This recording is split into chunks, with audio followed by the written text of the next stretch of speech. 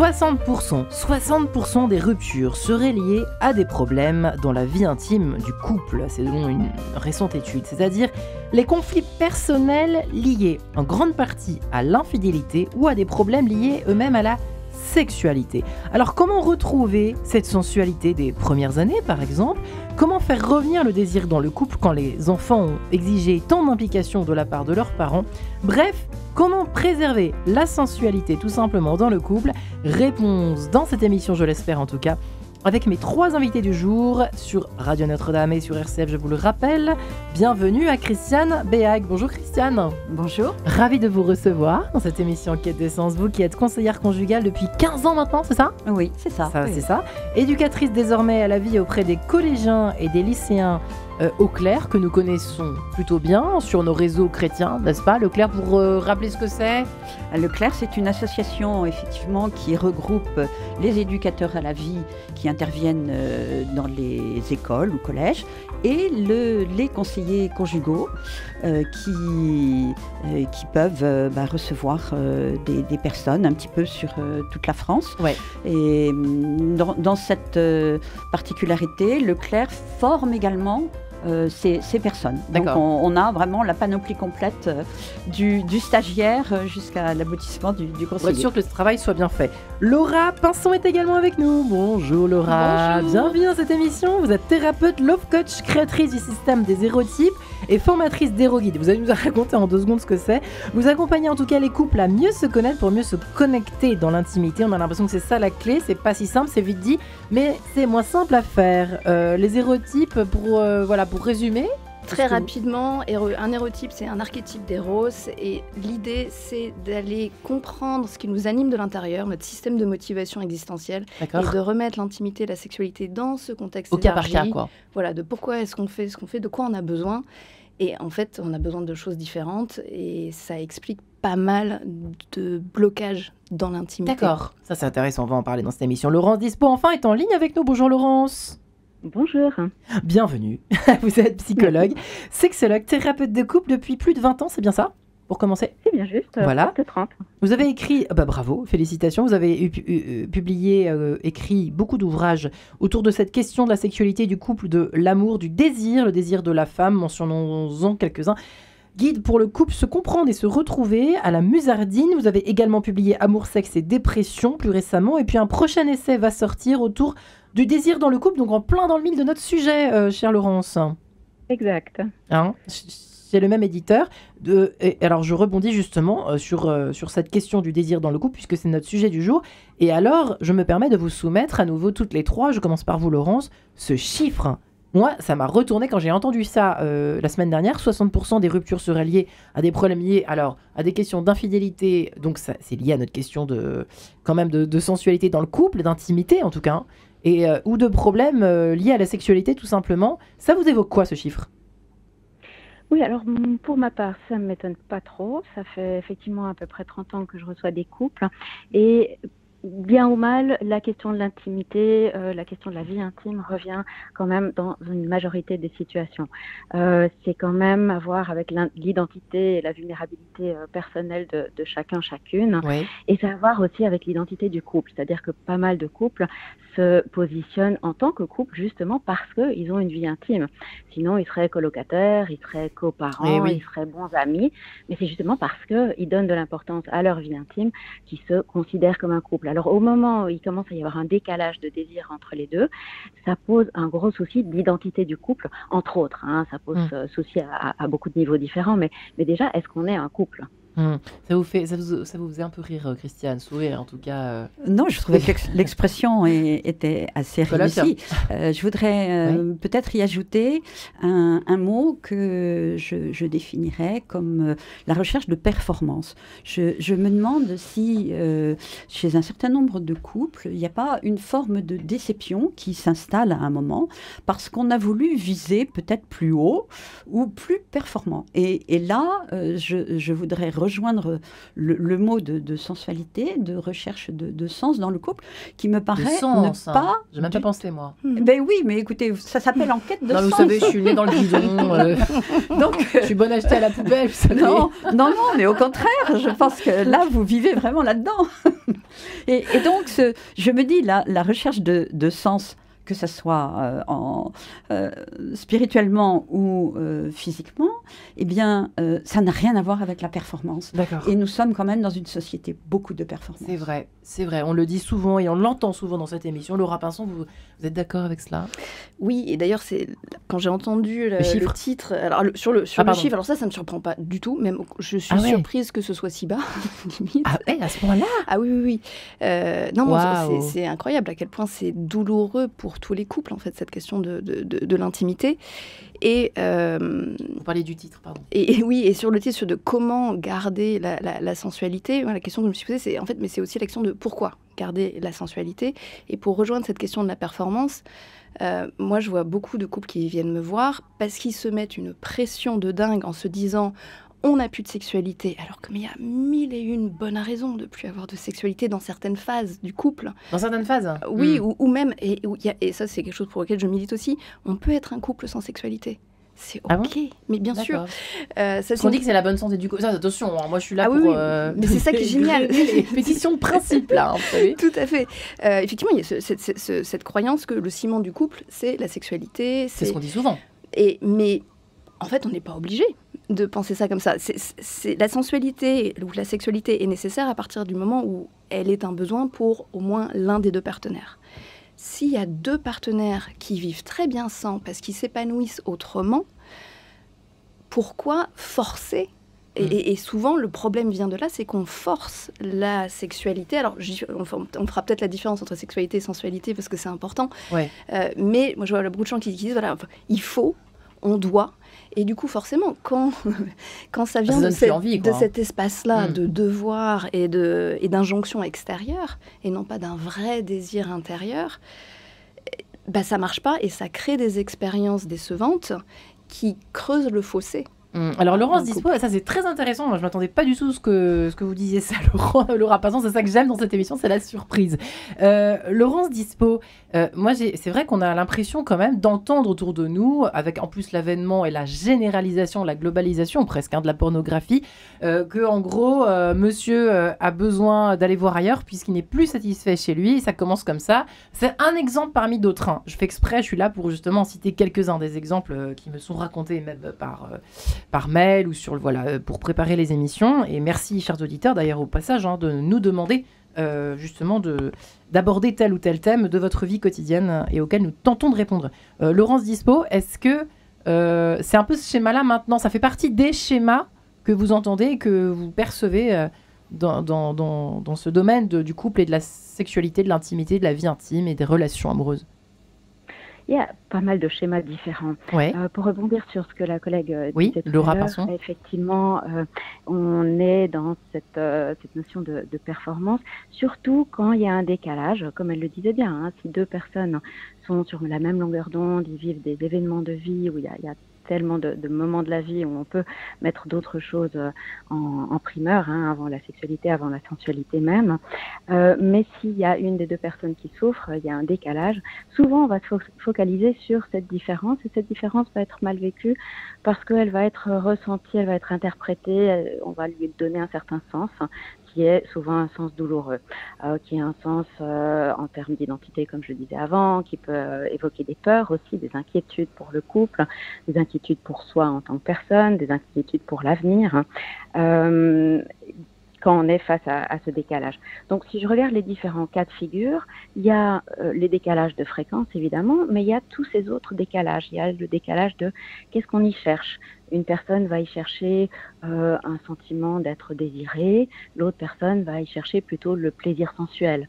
Une personne va y chercher peut-être une grossesse, et l'autre personne va y chercher plutôt un sentiment de proximité. Donc ça, c'est un cas de figure potentiel, c'est que dans un couple, on cherche à différentes périodes de la vie des choses différentes dans notre vie intime. Ouais. Après, il peut y avoir d'autres cas de figure. Un autre cas de figure, ça peut être le désir qui émerge différemment. Par exemple, une des personnes va avoir un désir qui se manifeste un peu spontanément, tandis que l'autre personne va avoir plus souvent un désir qui est plus réactif, c'est-à-dire que c'est des désirs qu'on doit travailler un petit peu plus, on se donne les conditions, on identifie un peu ce qui nous aide à entrer dans une certaine réceptivité, de s'approcher de notre sensualité. Donc on se donne les moyens pour se sentir bien dans notre sensualité, et puis le désir va peut-être émerger lors d'un câlin ou peut-être même une discussion intime ou des attouchements. Le désir va comme ça se montrer parce qu'on s'est donné de la peine, parce qu'on l'a travaillé. Et si l'une personne est plutôt dans un désir réactif et valorise uniquement le désir spontané, puis l'autre ne valorise que le désir réactif, il va y avoir potentiellement une mésentente. Ton désir n'est pas valable. C'est quoi le désir réactif? Ça veut dire quoi le désir réactif? Qu'est-ce que vous voulez dire par là? Le désir réactif, c'est celui qui va émerger quand on s'est donné les conditions. Oui, d'accord. On est par exemple, on est reposé, ou les enfants sont déjà au lit, on a une bonne entente dans le couple, et on commence à avoir peut-être une discussion sympathique ou bien un moment sensuel, et le désir émerge à ce moment-là.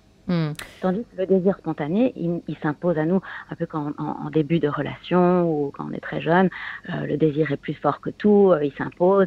Et pour certaines personnes, c'est ce désir-là qui est valable et pas le désir réactif. Là, il y a vraiment y avoir une mésentente. Alors, Christiane Béag, est-ce que c'est vrai que là, par exemple, oui, vous avez parlé d'éléments, vous n'avez pas précisé, vous donnez d'exemples à ce sujet, Laurence Dispo, les éléments qui séparent un peu, qui distancient parfois de la vie sexuelle, c'est l'avènement des enfants, par exemple, dans la petite enfance. On sait à quel point ça occupe surtout la maman souvent, mais les parents, on est préoccupés, occupés, et du coup, on n'est plus vraiment à la vie intime, qu'on est sur d'autres terrains, quoi. Oui, et c'est OK, ça aussi, c'est normal. Hein. Ah, mais c'est tout à fait normal, et j'ai bien aimé ce qui a été dit tout à l'heure sur les différentes phases qui peuvent intervenir dans une vie, au cours d'une vie.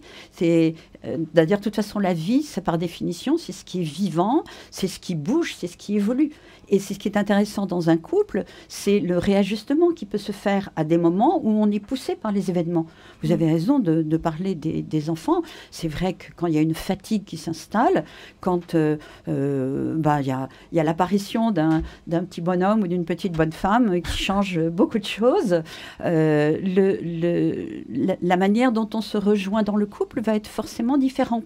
Et peut-être qu'il va falloir apprendre la patience, apprendre à se redésirer pour quand on aura un petit peu plus de temps et que le bébé va arrêter de pleurer, qu'on ait une soirée agréable. Ouais. Et puis, il y a plein de petites possibilités à introduire pour que le bébé ne soit pas premier, par exemple.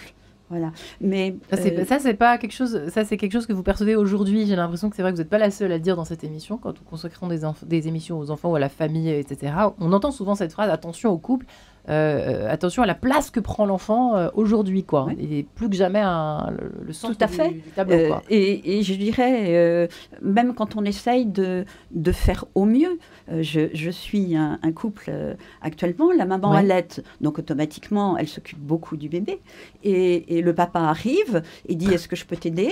Et puis à ce moment-là, il met la couche de travers, il se fait attraper parce que la maman dit: mais enfin, comment tu fais ça? Voilà, donc il y a une forme parfois de dévalorisation qui n'aide pas, que ça soit d'un côté ou de l'autre. Ouais. Mais ça arrive, on a pris l'exemple des enfants, mais ça arrive à toute période de la vie. Hein. Donc, j'écoutais ce que disait la personne tout à l'heure et je me disais, est-ce qu'on pourrait parler de communication? Parce qu'en fait, tout ce qui a été dit sur cette différence dans le désir, ce décalage qui arrive à toute période de la vie dans un couple, entre un désir de sexualité et au contraire quelque chose qui a besoin d'être éveillé. Mais si vous ne vous parlez pas, c'est là qu'interviennent, je dirais, les non-dits et les non-dits qui vont faire que vous rentrez dans l'interprétation. Et que le fossé, comme il a été dit, va se creuser. C'est vrai, j'ai l'impression que tout le monde dit OK. Oui, ça vous parle, Pinson et Laurence. Allez-y, Laura. Oui, clairement, la question de la communication, c'est un incontournable de toute façon pour tout ce qui se passe dans le couple. Il y a un moment, et on communique plus aujourd'hui, c'est ça, beaucoup. Enfin, on communique moins, pas assez. Ou moins, ou mal. Mais c'est hyper dur de bien communiquer. Et c'est quelque chose que je voulais poser aussi, à quel point, que ce soit la sexualité ou la sensualité, à quel point c'est difficile, quand on vit tous les jours dans notre tête, de redescendre dans le corps. Et ça, je crois qu'on n'en parle pas assez de la place du corps. Et plus on est pris dans le mode gestion de projet, moi c'est l'érotype que j'appelle architecte, qui est planification de l'avenir et comment est-ce que je me recharge là. Donc il est là, l'architecte, il est dans la tête. Et donc on a toute notre énergie sexuelle, vitale, créative, tout ça c'est la même chose à cet endroit-là. Et on nous demande de redescendre dans le bassin, en gros, et dans le cœur, puisque c'est là que la sensualité et la sexualité s'installent. Et en fait ça demande beaucoup d'intention. De certaines pratiques aussi. En fait, ça vient pas tout seul. Et d'autant plus quand on s'est éloigné parce qu'on a eu une vie à 300 à l'heure et qu'on n'investit plus même notre propre corps. Wow. Donc aller reconnecter avec le corps de l'autre, c'est hyper intimidant. C'est hyper intimidant. Et moi, je le vois...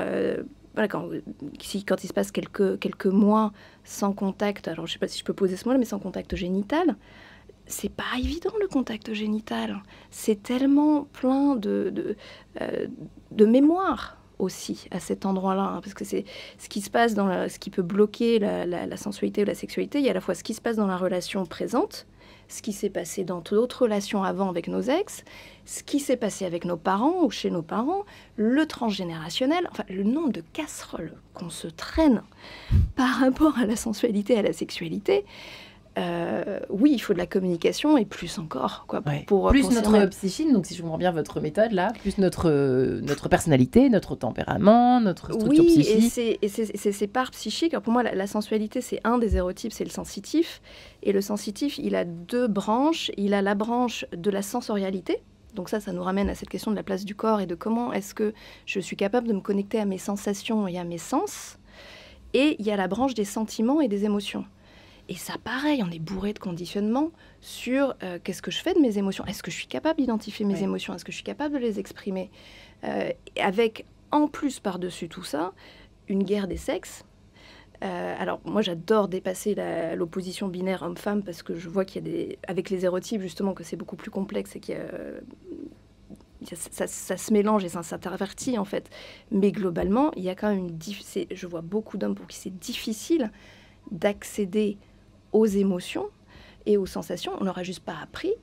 Et en fait, aux femmes, pas beaucoup plus non plus, mais elles en ont plus besoin et c'est plus autorisé, disons. Eh bien, sensualité, mais chantée par Axel Red, les amis. À tout de suite.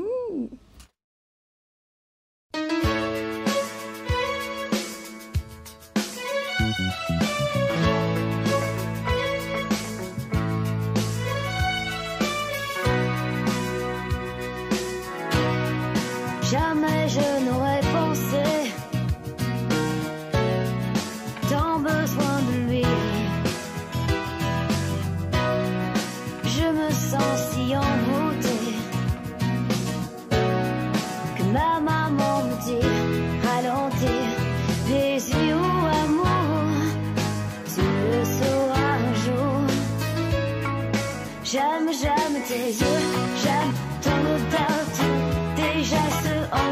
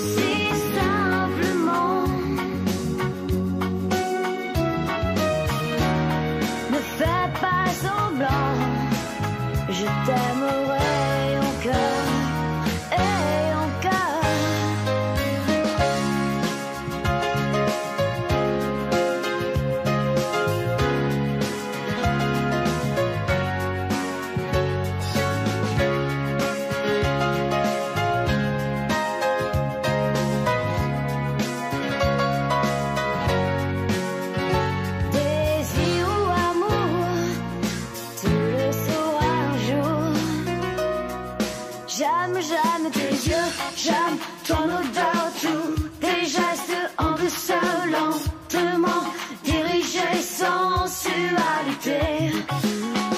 Stop, un instant, j'aimerais que ce moment fixe pour des tas d'années ta sensualité. J'attends l'odeur, tous tes gestes en douceur, lentement dirigés, sensualité. Stop, un instant, j'aimerais que ce moment fixe pour des tas d'années ta sensualité.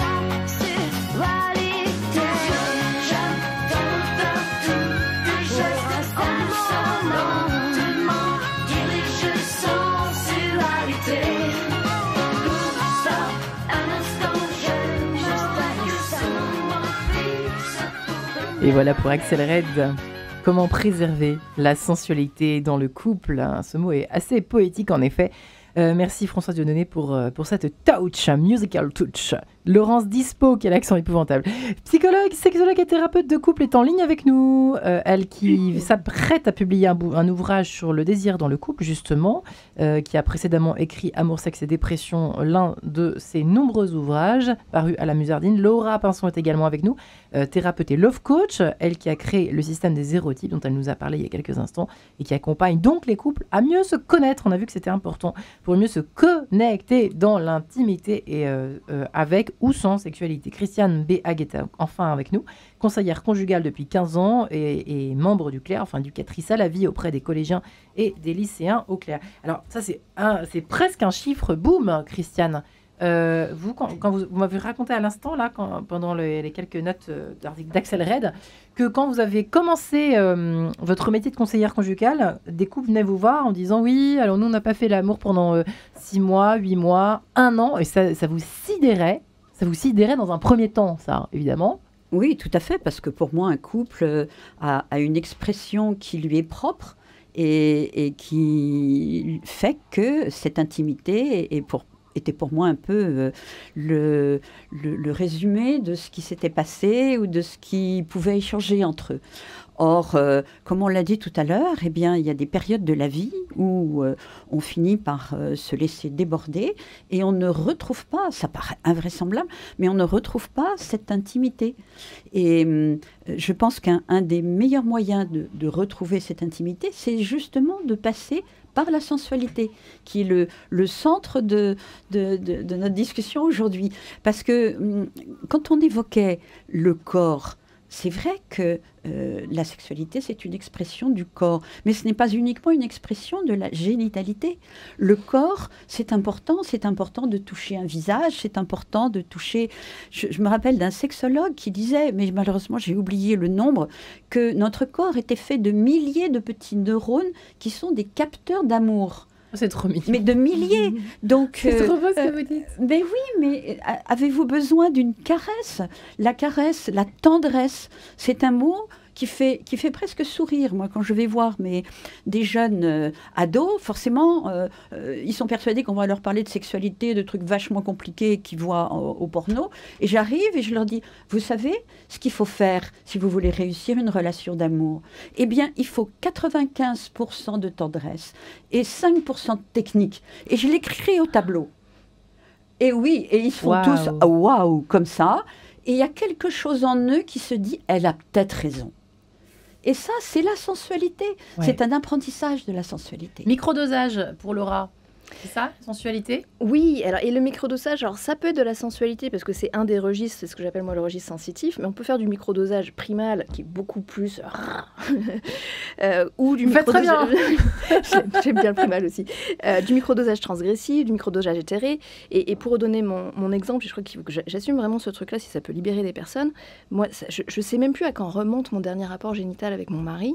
Et pourtant, je considère que notre relation est extrêmement sexy parce qu'il y a beaucoup de séduction, on vient se chercher tout le temps, c'est dans les différents langages, justement. Alors, éthéré, c'est beaucoup plus énergétique, spirituel. Donc, il y a plein de façons de se connecter. J'ai décliné ça dans tous les érotypes, comment on se regarde, comment on s'embrasse, comment on touche l'ensemble du corps.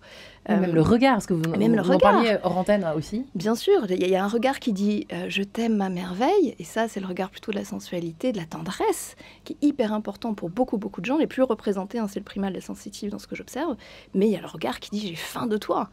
Et on peut avoir un regard qui dit « j'ai faim de toi, je te trouve... j'ai envie de te croquer ». Mais sans aller plus loin. Et en fait, juste la manifestation de ce désir-là, en fait, je crois que ce qui est indispensable dans le couple, c'est de sentir qu'il y a de l'attraction. Après, le passage à l'acte, à la limite, c'est autre chose. Et d'ailleurs, ce passage à l'acte, la différence entre microdosage mutuel et les ébats extraordinaires, ça prend plus de temps et ça peut être plusieurs fois par semaine ou une fois par mois ou une fois par an. Mais ça sera d'autant plus facile et fluide qu'on aura fait ces microdosages au quotidien et qu'on sera dans cette connexion dans le registre qui est nourrissant pour les deux partenaires et c'est pas toujours le même. Ouais, Laurence Dispo, votre sensualité, votre définition de la sensualité et en même temps vos petits conseils ou astuces pour faire revenir la sensualité dans le couple éventuellement si elle avait disparu. Alors en effet, quand j'entends Laura, je pense à ce que moi j'ai appelé la sécurité érotique, c'est-à-dire savoir qu'on est désiré par l'autre, savoir qu'on est vu comme une personne désirable par notre chéri, et c'est ça qui fait toute la différence.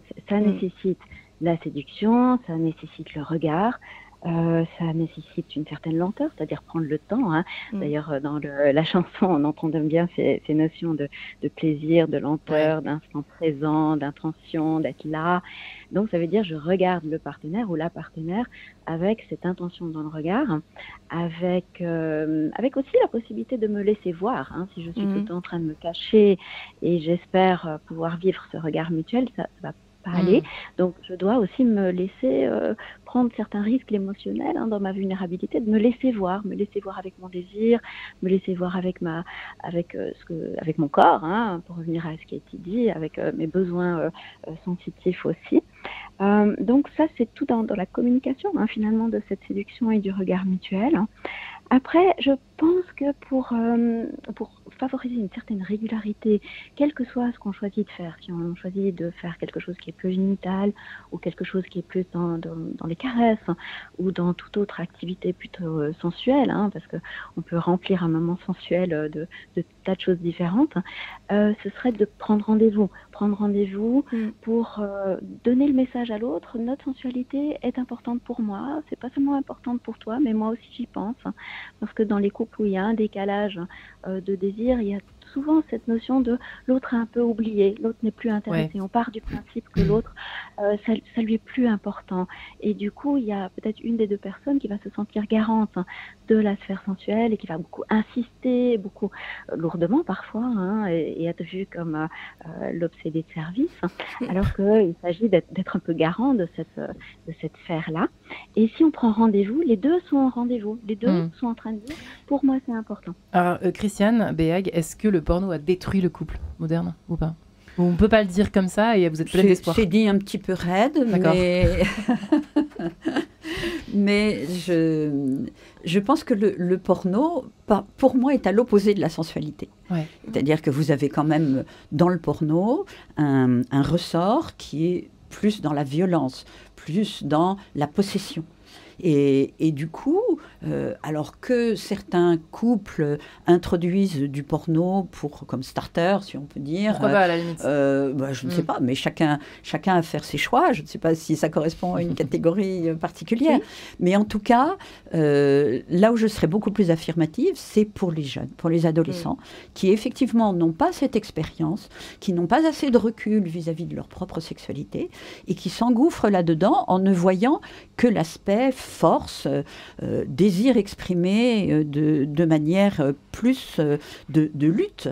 Et là, en définitive, ils ne vont pas apprendre grand-chose. Et ils risquent au contraire de traumatiser, de perdre une partie de spontanéité Et pour une espèce de performance dont je parlais tout à l'heure. On revient encore dans la performance. Oui, qui me semble beaucoup plus présente et qui correspond à rien. Rien du tout. Quand on parle d'infidélité, là aussi, c'est un sujet qui est peut-être en lien avec une disparition. Hein, on l'a bien compris. Moi, si j'entends tout ce que vous avez dit depuis le début de l'émission, toutes les trois, Laurence Dispo, c'est quand même aussi une sorte de fléau où il y en a toujours eu. Est-ce que c'était mieux avant ? Je posais la question de tout à l'heure à Christiane Berg. Est-ce que c'était mieux avant ? On est sûr de rien, mais on n'a pas l'impression que ça va dans le bon sens non plus, quoi. L'infidélité est forcément causée par soit une chute. Enfin, moi, je suis pas spécialiste comme vous, mais soit une chute de la communication, une chute de liens intimes, une chute de tout, en fait, tout ce qui faisait le couple, quoi. Laurence Dispo. Oui, il peut y avoir des enjeux individuels comme des enjeux de couple. Effectivement, si je pense à pas mal de couples qui viennent en consultation, il y a eu cette chute de communication, cette chute de regard mutuel. Et comme je disais avant, on part du principe que l'autre n'est plus intéressé, en tout cas dans certaines situations. Après, dans d'autres situations, c'est plus des enjeux personnels et une difficulté à mettre en commun les différences et à vivre avec les différences. Hein. On a parlé différents érotismes. Quand les besoins sont très différents, il va falloir cet ajustement mutuel, il va falloir trouver un terrain d'entente en fonction de ce qui se cache derrière le décalage. Hein. Mais j'aimerais quand même dire que c'est pas une fatalité. Hein. C'est pas une fatalité. Quand il y a un décalage, il y a quand même beaucoup de choses qu'on peut faire, que ce soit en consultant, que ce soit en discutant, en lisant peut-être un livre ensemble, en l'utilisant comme un support. Il y a des jeux érotiques aussi pour nous aider à communiquer sur le sujet, parce que je suis d'accord avec Laura, c'est tellement difficile de communiquer sur le sujet de la sexualité, ça nous met tellement dans une situation de vulnérabilité et de prise de risque, donc on doit se donner les moyens pour pouvoir en discuter en se donnant différents angles d'approche, en parlant peut-être de qu'est-ce qu'on a envie de ressentir, peut-être pas à quelle fréquence on a envie de faire les choses, mais qu'est-ce qu'on a envie d'en retirer sur le plan émotionnel. Parce que beaucoup de couples me disent, même si on n'a pas énormément de fréquences, nous, ce qu'on aimerait, c'est se sentir connecté, se sentir proche. Ou d'autres. Donc c'est plus une question d'émotion là. Mais pour revenir à la question, je pense que c'est pas une fatalité. Mais merci de nous le préciser, de nous le rappeler. Laurence Dispo nous dit très simplement comme cela, You are so beautiful. Ça, c'est Joe Cocker qui nous l'adresse, ce message. Allez, je le prends pour nous, nous quatre. À tout de suite.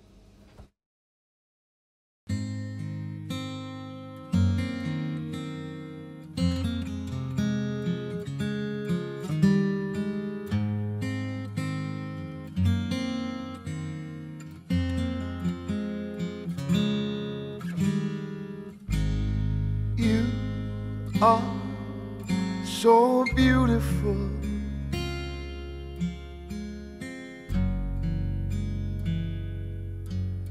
To me,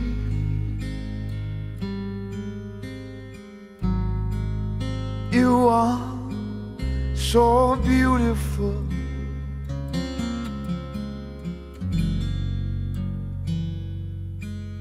To me, can't you see? You're everything I hope for. You're everything I need. You are so beautiful to me.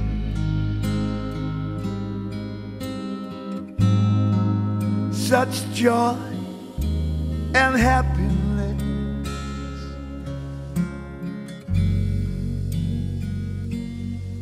You bring such joy and happiness.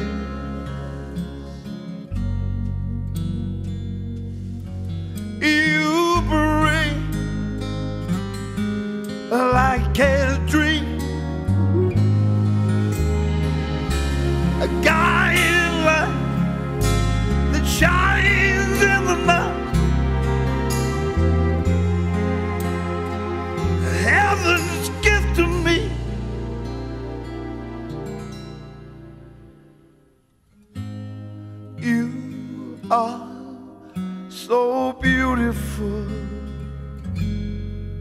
to me.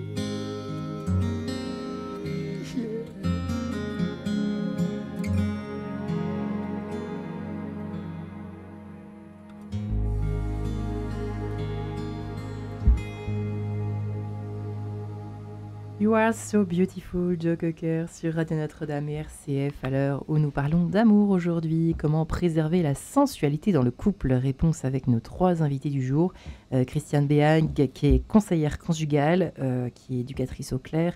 Laura Pinson, thérapeute love coach, qui travaille avec les hérotypes, qui accompagne les couples à mieux se connaître pour se connecter.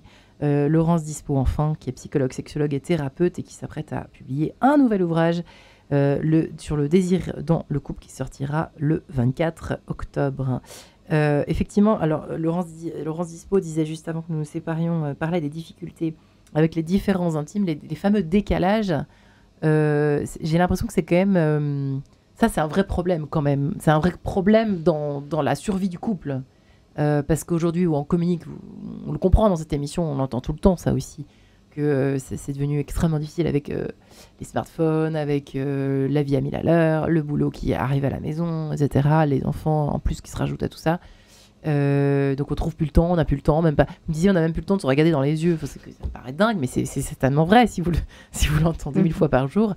On fait comment en fait avec ces décalages? Et c'est vrai que je vous demandais quels étaient les moteurs, Laura, de l'infidélité. Parce que ça rentre un peu dans le sujet, puisque l'infidélité peut être une des conséquences d'une disparition de la sensualité, finalement. Où la disparition de la sensualité peut créer l'infidélité, mais effectivement, selon les motivations existentielles de la personne, cette infidélité, c'est soit parce qu'on a beaucoup de primales et que le sexe est considéré comme un besoin vital, et donc si on n'a plus, en fait j'ai le droit d'aller voir ailleurs parce que c'est vital. Ça peut être motivé, si on a beaucoup de sensitifs, par un manque de sécurité émotionnelle et on va aller se rassurer avec quelqu'un d'autre. Donc, et d'ailleurs, c'est pas les mêmes sexualités qu'on a. Hein. Le primal, il va aller voir des coups d'un soir sans implication sentimentale, alors que le sensitif, au contraire, il va rechercher une relation de connexion et de confiance, etc. Ça peut être le transgressif qui est en recherche de liberté et qui se sent étouffé, emprisonné dans le couple et qui a besoin d'essayer d'autres choses et qui généralement va faire son infidélité de façon beaucoup plus souterraine, plus organisée, avec des scénarios plus spécifiques. Ça peut être... c'est ces 3-là, généralement. Alors, le versatile aussi, c'est l'hérotype du mouvement, du changement, de la variété, qui ne supporte pas la routine et qui, au bout d'un moment, se dit « mais en fait, je suis en train de m'enliser ». Et qui souvent d'ailleurs fait alliance du coup avec le primal, qui va faire basculer en mode ouais non en fait t'as raison, parce que moi j'aime bien voir les hérotypes comme des personnages qui parlent à l'intérieur de nous et qui sont parfois en conflit les uns avec les autres, mais qui font parfois aussi des alliances. Et donc voilà, ça peut être le versatile, le primal qui se mettent d'accord pour dire non là il faut et tout ça une fois qu'on sait à peu près l'hérotype que l'on a, pour prendre votre vocabulaire, une fois qu'on se connaît un peu mieux en quelque sorte, Laura, on peut rectifier un petit peu, remettre ça pour refaire prendre vie à notre couple, hein, c'est ça? C'est ça l'idée. C'est ça l'idée, c'est déjà de le faire à l'intérieur de soi, de prendre en intra-psychique, qu'est-ce qui se passe à l'intérieur de moi et c'est quoi mes besoins existentiels du moment et comment est-ce que ça se manifeste ensuite dans l'intimité, qu'est-ce qui se passe pour mon partenaire et comment déjà on refait des alliances intérieures pour refaire des alliances à l'extérieur. Et alors après, je ne vais pas trop rentrer dans les détails non plus, mais pour moi, la solution, c'est de nommer en chef de notre équipe hérotypique intérieure ce que j'appelle l'alchimiste, qui est la part de nous qui peut prendre toutes les difficultés, qui peut retourner toutes les difficultés en leçons et qui a toujours envie d'apprendre, de grandir, de guérir, de s'élever.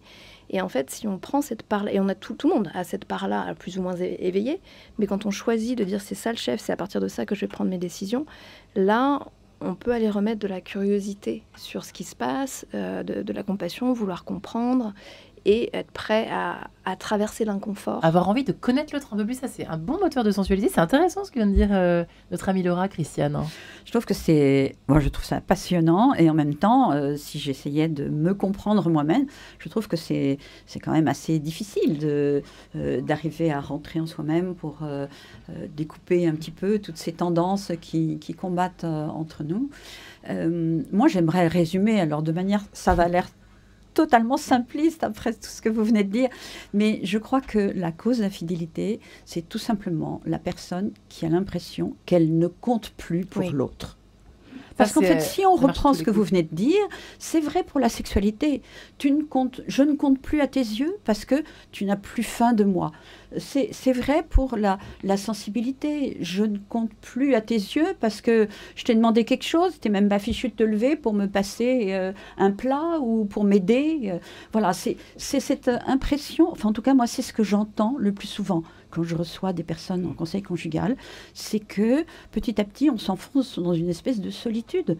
Alors que la sensualité dont on parle, c'est justement par tous ces petits capteurs de pouvoir dire à l'autre, tu comptes pour moi, je te regarde, donc tu comptes pour moi, je te touche, tu comptes pour moi. Vous voyez, c'est vraiment, c'est là où effectivement ça paraît simpliste, mais on fait tous des erreurs à ce niveau-là, je pense, dans son couple.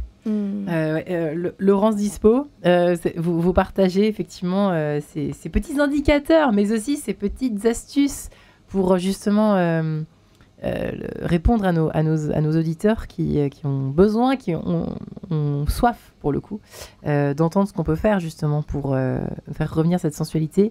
Et donc cette espèce de curiosité, moi j'ai bien aimé ce qu'a dit Laura, la curiosité de l'autre, hein, c'est un bon outil ça aussi. Enfin, bon outil. C'est juste bon moyen. La curiosité aussi de voir quelle est cette personne que j'ai aimée et qui est encore dans ma vie aujourd'hui. Ouais. Comment est-ce qu'elle a évolué, comment est-ce qu'elle a changé, comment est-ce que moi j'ai changé. La curiosité implique d'aller voir où est-ce qu'on en est là maintenant, au-delà des a priori, au-delà des histoires aussi, parce que peut-être qu'on a eu des périodes plus difficiles dans notre couple, peut-être qu'il y a eu des blessures, hein, ce qu'on appelle les blessures d'attachement, où tout à coup on se dit l'autre, je ne suffis pas à l'autre, ou l'autre ne m'aime plus, l'autre ne sera plus là pour moi, comme la collègue disait, je ne compte plus pour l'autre. Donc pour dépasser toutes ces blessures, il va falloir se dire là maintenant où est-ce qu'on en est, où est-ce qu'on aimerait aller, quels sont nos objectifs, faire le point et prendre le temps vraiment de mettre à plat les besoins différents, sans jugement. Et ça c'est très compliqué, on le sait bien, hein, de ne pas juger, parce qu'on se dit que si l'autre est différent, ça nous remet un petit peu en question, donc on n'a pas trop envie de ça. Donc pouvoir prendre aussi notre courage à deux mains pour se remettre en question et se dire j'ai pas la science infuse, l'autre non plus, on peut faire les choses différemment, et ça veut pas dire que je suis en tort ou que l'autre est en tort, c'est juste que peut-être qu'on a évolué un petit peu différemment, et maintenant quel moyen est-ce qu'on peut se donner pour se retrouver, et on peut se rejoindre. On peut cultiver l'intimité émotionnelle, on peut veiller par exemple sur la différenciation, hein, la prise en compte des différences des autres, on peut favoriser différents types de désirs, on peut aussi amener les différents érotismes dans notre sensualité à deux. On n'a pas parlé de fantasmes aujourd'hui, hein, mais c'est vrai. On peut avoir des fantasmatiques, des imaginaires sensiblement différents ou qui évoluent différemment au cours de la vie. On peut se retrouver 25 ans après la rencontre avec des érotismes, des imaginaires qui sont un petit peu différents de ce qu'on a pu partager ou de ce qu'on a pu vivre à l'intérieur du couple. Et à ce moment-là, on peut se poser la question, qu'est-ce qui serait acceptable d'amener dans notre relation à deux, sensuelle ou sexuelle, dans nos moments d'intimité? Est-ce qu'on peut prendre des petites bribes de la fantasmatique de chacun, là où on en est aujourd'hui, pour essayer des choses différentes, pour sortir de la routine pour ceux qui ont horreur de la routine, ou alors se sécuriser pour ceux qui ont besoin de sécurité. On a les deux besoins, on a le besoin de sécurité et on a le besoin de variété, de transgression peut-être, de prise de risque.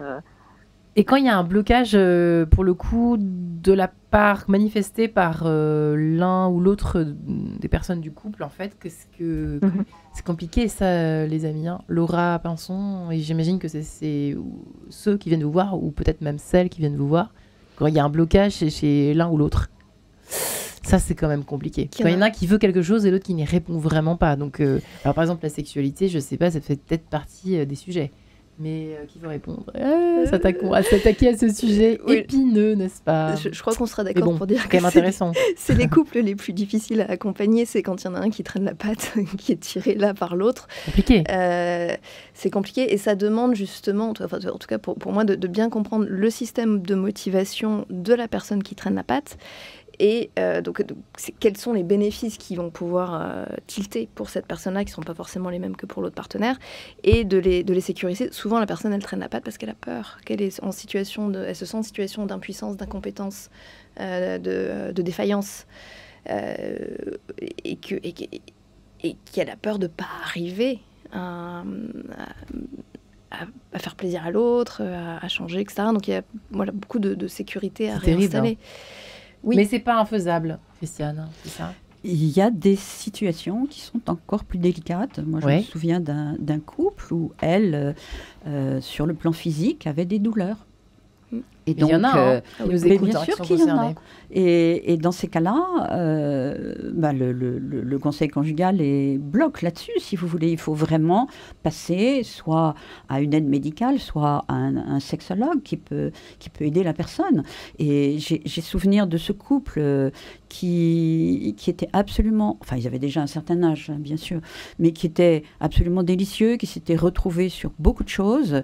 Et lui a fini par craquer. Parce que il ne pouvait plus, ils avaient essayé de développer d'autres moyens de se retrouver. Elle a craqué ailleurs, ça veut dire. Ben voilà, exactement. Ils ont fini par se séparer. Et c'est triste, d'autant plus qu'elle-même n'a pas trouvé, moi je veux dire, en tout cas en région parisienne, trouver un bon sexologue, je vous garantis, c'est pas simple. Hein. Maintenant qu'on connaît Laura et qu'on connaît Laurence Dispo, tout va bien. Non, mais c'est vraiment compliqué. C'est vraiment compliqué. Mais bon, heureusement, ce n'est pas le cas de tout le monde. Mais je pense quand même que la sexualité ne peut pas être purement et simplement gommée. Et c'est ça, voilà, parce qu'on disait tout à l'heure, mais vous avez raison de le dire, hein, d'ailleurs, Laura, c'est vous qui avez commencé à le dire, je crois que effectivement, le couple ne se résume pas à la sensualité, ne se résume pas à la sexualité, on est bien d'accord.